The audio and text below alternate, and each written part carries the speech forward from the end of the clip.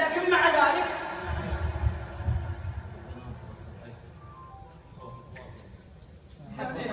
واحد يتكلم اجلس حق من حقوق خلاص صلينا وقرينا كل شيء.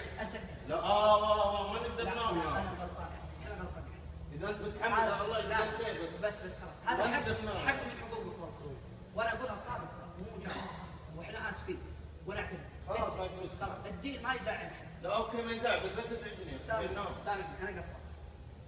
ادعوا له يا اخواني ما ادعوا له وش يقول؟ تعبان ادعوا له بأن صلينا خلصنا صلاه. امورك طيب. نبغى ننام يا ابشر عيوني لك خلاص سكرناه وقفلوا. الدين ما يضايق احد يا اخوان المسلمين ابدا. ركزوا معي الان تعوذوا من الشيطان ولا احد يلتفت قلبا شيء. احنا في التوكل على الله لا ياتي شيء يلفت قلوبكم عن الدرس.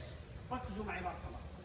اذا احبابي تاملوا كيف ان الانسان يبتلى بهذه الاسباب التي نمتحن بها ولا احد يغتابه ولا احد يتكلم عنها.